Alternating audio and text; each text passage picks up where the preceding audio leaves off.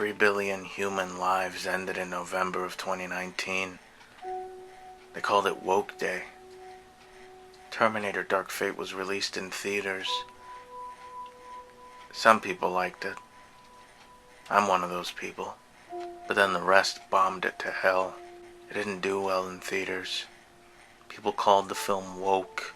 I don't know what the hell that means. I mean, I'm awake telling you what's going on. I'm narrating, I know that. They called it the feminist Terminator. They called it the Karen, I wish to see your manager Terminator. The imbeciles on the internet became self-aware. They realized that with the power of the internet, they can ruin things for moviegoers, which caused Terminator Dark Fate to underperform. There were riots in the streets. Things started spinning out of control. People lost their jobs. Not even the quote-unquote president could stop this. So the humans that actually enjoyed this film sent 2 movie reviewers back through time to set the record straight. Strange Monkey and Movie Massacre.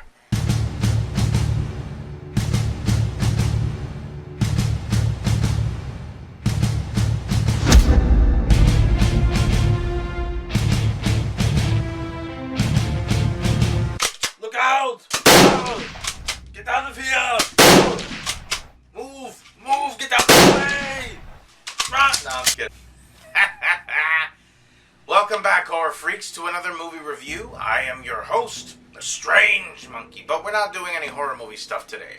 Today we're going in the sci-fi route, and I'm going to be reviewing Terminator Dark Fate. This is the 6th entry in the franchise. Yes, 6 Terminator movies. Who would have thought that we wouldn't have gotten 6 at this point?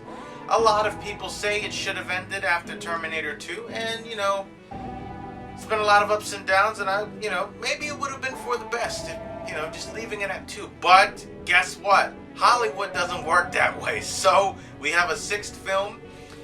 Was it good?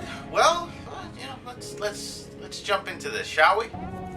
Terminator Dark Fate is directed by Tim Miller, and it stars Linda Hamilton, Arnold Schwarzenegger, Mackenzie Davis, Gabriel Luna, and Natalia Reyes. In Mexico City, a newly modified liquid Terminator, the Rev 9 model, arrives from the future to kill a young factory worker named Danny Ramos. Also sent back in time is Grace, a hybrid cyborg who must protect Ramos from the seemingly indestructible robotic assassin. But the 2 women soon find much needed help from a pair of unexpected allies, seasoned warrior Sarah Connor and the T-800 Terminator. This takes place directly after T2. A couple of years after T2, there's a new threat. Another Terminator has come back through time to kill this young woman named Danny.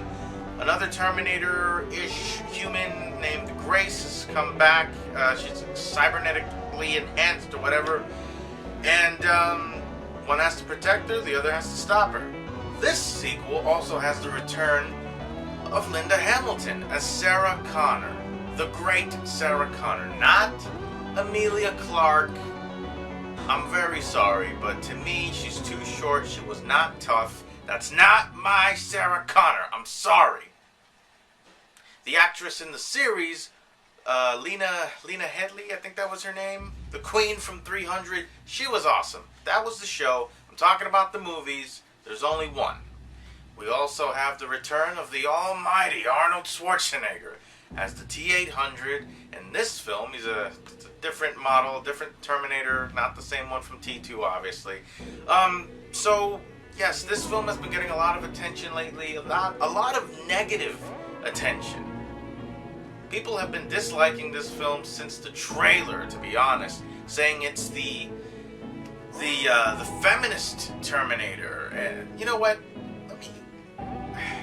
Let me get my thoughts on this film out of the way before I start talking about all the negative stuff. I really like the story, in my opinion, and I feel like they were able to break out of this never-ending loop that we have been going through for the past 3 films.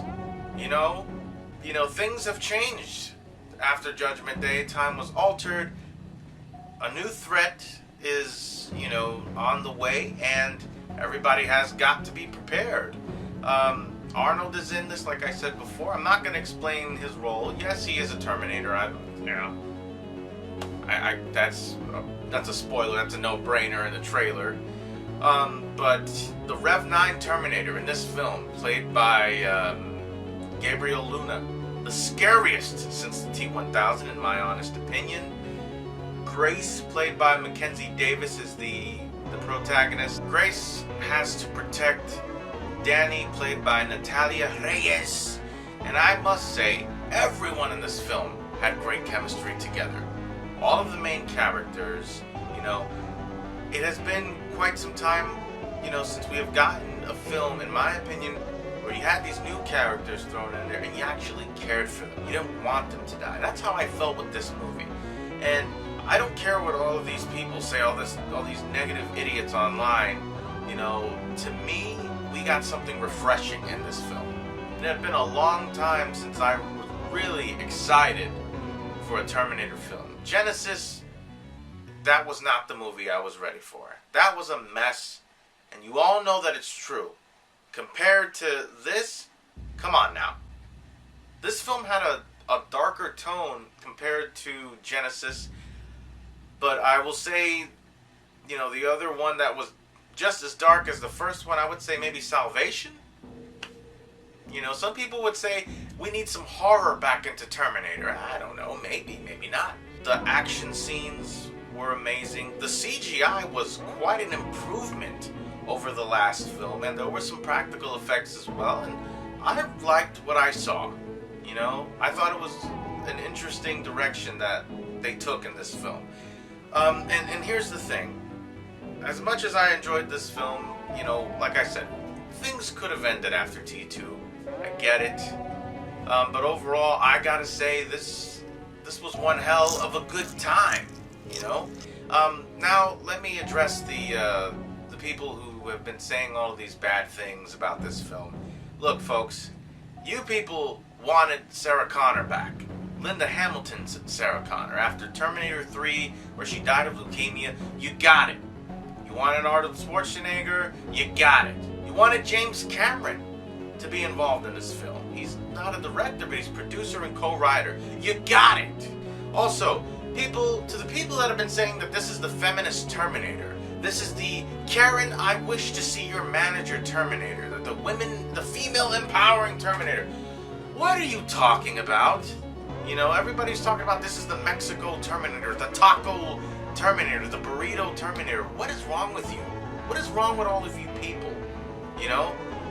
Let's not forget, because maybe your minds were retconned along with this franchise. In Terminator 3, we had the first female antagonist, the TX, the Terminator that used her cybernetic boobies to distract a police officer when she could have easily killed him. What? That wouldn't fly today. And you're complaining about this? 3 female characters? Come on now. And let's not forget, in the Sarah Connor Chronicles, the series, we were also introduced to the first female protagonist, the first Terminator protagonist, which was Cameron. She had to protect John Connor. So don't you dare say, oh my God, the women are ruining everything. No, shut up. Okay? We need badass female characters. And all of you act like this has never happened before. I thought this was an awesome film, but don't take my word for it. Hello. Terminator Dark Fate. The negative reviews. Have you lost your minds? How is it a bad film? How the hell is Terminator Dark Fate woke? Ian, if you've seen a Terminator movie in the past, like Terminator 1, 2, and the others, you'll know it's always had a strong female lead. Linda Hamilton as Sarah Connor. You stupid. You really are. I mean it. If it offends you, or go and watch Terminator if you hate it that much, because you hate it, it will make me feel better. And Arnie is not bad in it. I don't know why people are saying he's bad in it. His role actually means something. I don't know why people are saying Danny. Is it Danny Ramos? Why her character is just because she isn't. She's really good in it. Grace, phenomenal. And then here's some spoilers for you.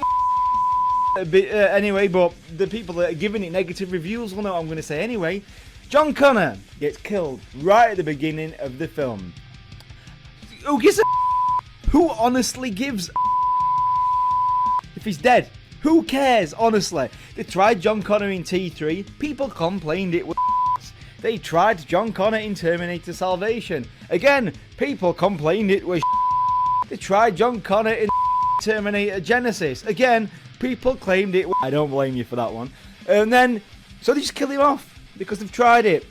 So, fuck it, let's kill him off. After Terminator 2, right, if you know your mythology, after Terminator 2, Skynet's gone. That future is defeated, which means he is no longer the leader of the resistance in the beginning of Terminator Dark Fate. He doesn't have that future anymore. It doesn't exist because they defeated it. But they sent more than one two Terminators back in that timeline, so there was one still there, which was Arnold. This new one, Carl. Should have called him Uncle Bob, in my opinion. And he just turns up, kills John Connor, and walks away. So John Connor didn't have meaning anyway in that film because he had no future in the resistance. How hard is that to understand? How hard is it? Do I think this should have been the Terminator sequel to T2? No, but there's no reason to trash this one because it is not a bad film. The action scenes are outstanding. They are. They're really good, the action. It's a really good action film. But was there any need for a Terminator 3? No, but we got it anyways, which I'm not going to trash it for that reason, am I? I felt better to get out of my system. Also, one last thing. I feel like a lot of you are doing negative review just for views, even though you might like the film, because negativity sells. Shame on you, you pieces of You never happy, are you?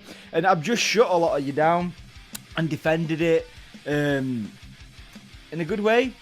I hope you're all having a good day. If you didn't like Terminator Dark Fate for legitimate reasons, not for stupid like that woke stuff, it's woke. It's woke. Shut the up. It's always had strong female leads, you stupid.